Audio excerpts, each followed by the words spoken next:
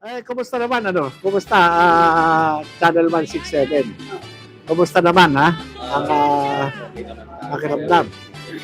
Mm. At yun na ano? At long Ah, last nakalaya tayo after 3 days. Oo, mabalik tayo no. At ano yung naging dahilan natin at bakit no? Bakit ikaw ay ano no?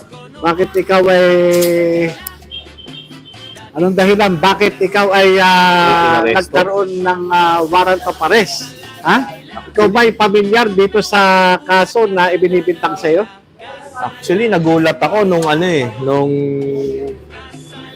nilapitan ako ni Kuya Police. Tapos, pinakita sa akin. Alin? Hindi, okay lang to.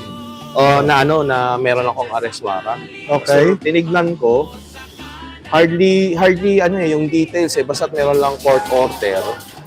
Tapos yung warrant of arrest dated August.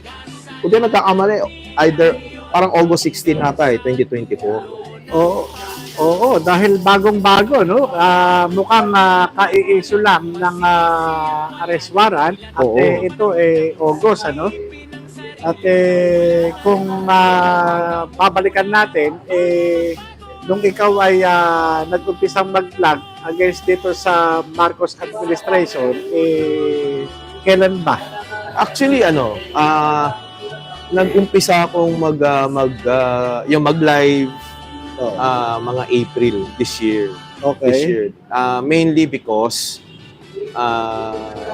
kasi may relative ako na na-recruit ng anak bayan. Okay. So my intention was to educate, not educate, but to inform the public about the reality na ang mga kabataan natin nare-recruit, no? Especially kapag state universities such as UP. Okay. Oo. And then nataon sir na mga panahon na yon, biglang pumutok ang PDEA leaks. So, and then reviewing Oo. the history, Eto, sampa ka na. Ayun, ano ko reviewing the history. bigay mo sa akin link. Sasampa na ako. kailangan Okay talaga ka na. nating mag-ingay. So, yun ano. At alam mo, nagulat ano, ang lahat matapos ka na arestuhin ano, at sampahan ng kaso. So, yung ba ini-expect mo itong ginawang pag-aresto sa'yo? Actually, nagulat ako kasi nung binasa ko yung dokumento o yung warrant, ang sabi is BP 22. Kung di ako nagkakamali, that's bouncing check. Buong buhay ko, gamit ko, cheque ko, wala pang pumutok sa mga checking ini-issue ko. Especially, ang cheque ko naman, ginagamit ko sa sa bahay, sa tuition ng bata. And then, meron akong car loan, meron akong cash loan. Maganda ang credit standing ko sa mga bangko. Oo. Kaya nagulat ako, bakit ako merong arrest warrant for BP 22? Oo.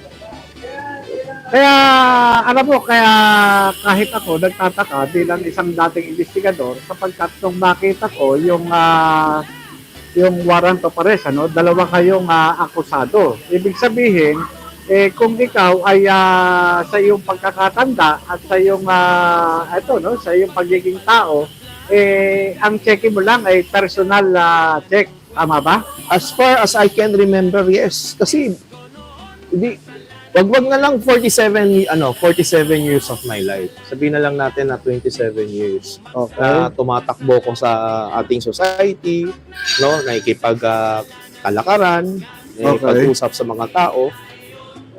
Wala akong maalala na meron akong ka-joint account. Okay.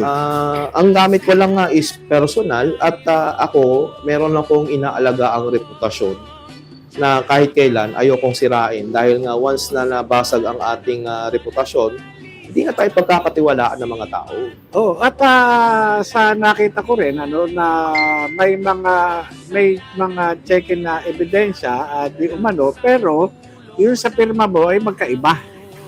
yung pirma mo na ginagamit dito sa mga dokumento na dala-dala ko na ginamit ko doon sa nakatibayan para doon sa pag-process ng piyansa mo ay magkaiba doon sa alleged na pirma na nakalagay doon sa cheque na sinasabing joint account.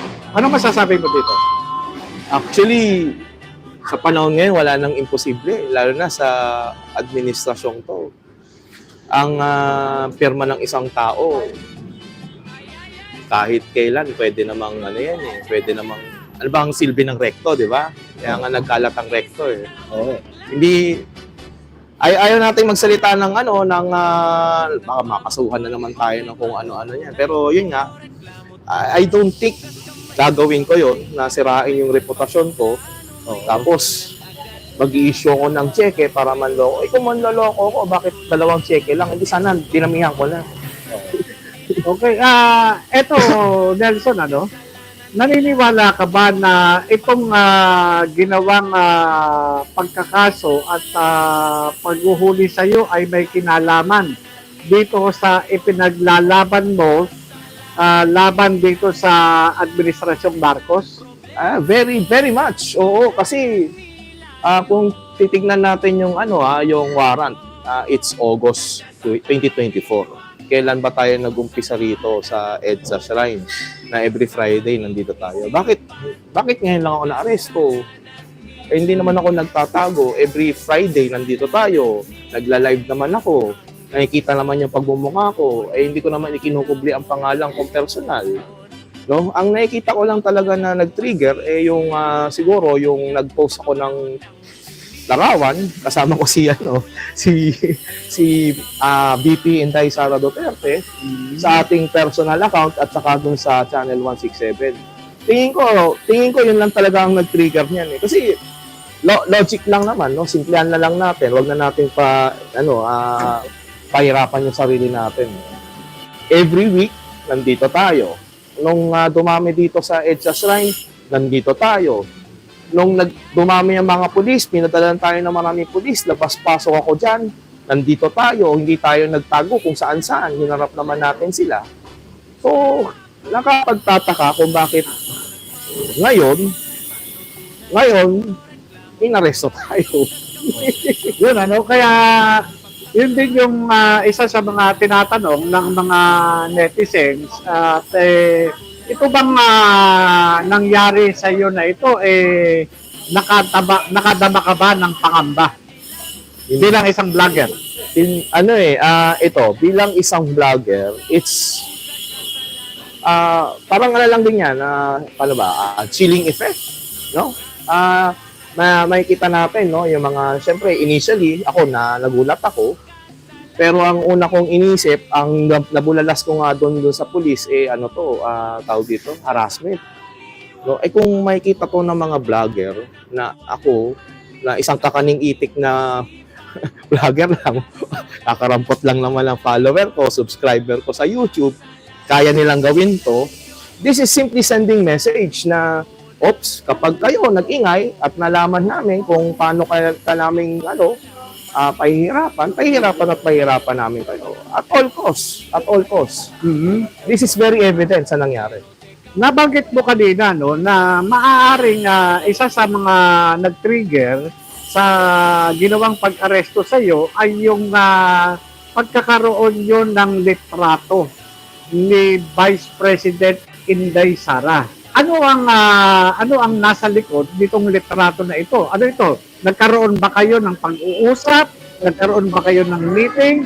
O ano bang meron dito? Baka po pwedeng... Actually, hindi lang naman po ako merong larawan with VP Inday.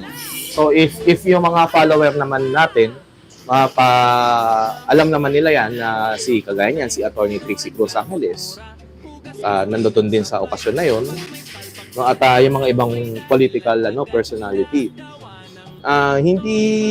Hindi naman to special na parang inisip na na parang sinadya ba o merong special reason kaya lang may larawan kami. This is a simple gathering by vloggers on that day. Hindi kaya ito naisip ng kalaban dahil nga katatapos lang nung nangyaring standoff dito sa EDSA Shrine. Hindi kaya yun yung inisip nilang may kaugnayan yung litrato nyo ni Vice President Inday Sara. Kaya ikaw ay ginawa ng kaso. Problema, oh. Actually, sumagi sa isip ko yan, no? Una-una, syempre, hindi naman kaila sa lahat na meron tayong EDSA Friday Group Family, di ba? Every Friday, nandito tayo. And then that scenario happen, siguro, kala nila, no? Hindi natin maalis sa kanila, no? Kung ano isipin nila, no? Karapatan naman nila yan. It's just that, yun lang talagang rason eh. Yung talagang pilit mong iuugnay yung tao sa isang senaryo kung saan hindi naman talaga it's very unreasonable sa totoo lang. Sino ba naman ako? Ang ang nakakapagtaka ito maliban dun sa channel mo sa